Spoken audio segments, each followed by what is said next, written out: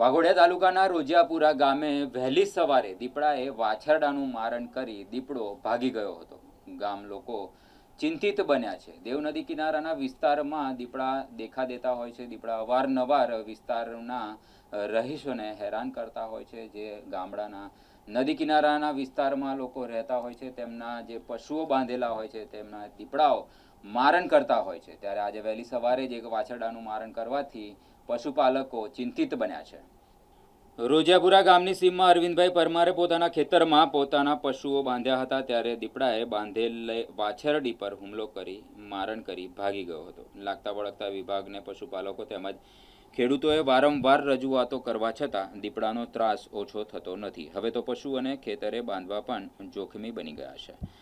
વાઘોડિયા પંથકના દેવનદી કિનારાના વિસ્તારોમાં દીપડાના આટાફેરા અને પશુઓ પરના હુમલા હવે નિત્યક્રમ બની ગયા છે. પશુપાલકો દ્વારા અનેક વખત વન વિભાગને રજૂઆત કરવામાં આવતી હોવા છતાં હજુ સુધી દીપડાને પાંજરે પૂરવા માટે કોઈ નક્કર કામગીરી કરવામાં આવી નથી. દીપડાને પકડવા માટે તાત્કાલિક પાંજરું મૂકવામાં આવે, સીમા વિસ્તારમાં રાત્રિ પેટ્રોલિંગ વધારવામાં આવે એવી પશુપાલકો દ્વારા માંગ કરવામાં આવી રહી છે. વારંવાર થતા આ હુમલાઓને કારણે હવે પશુપાલકો પોતાના અને પોતાના પશુઓના જીવને લઈને ભયના ઓથાર હેઠળ જીવી રહ્યા છે.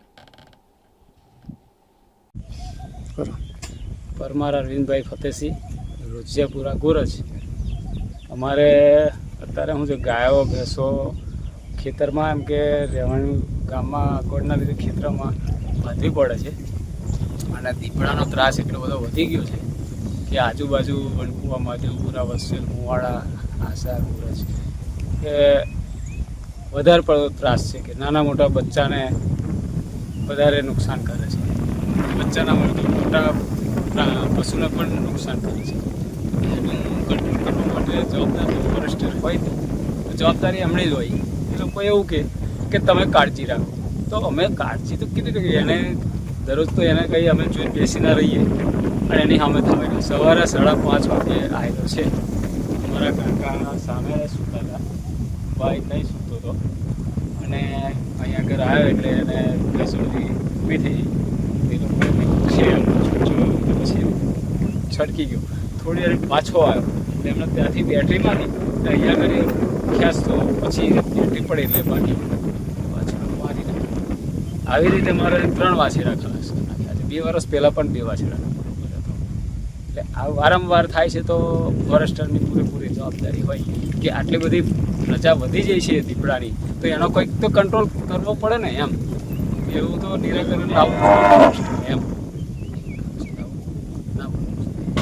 ખેડૂતનો બીજો પ્રશ્ન, કેમ કે ખેડૂત કરશે શું? બધા જ કંઈ એને રક્ષણ કરી દેશે નહીં. એને ગમે ત્યાં પકડીને બીજે કંઈ જંગલમાં છોડો, ગમે ત્યાં. અહીંયા આગળ તો ગામડાની અંદર આટલા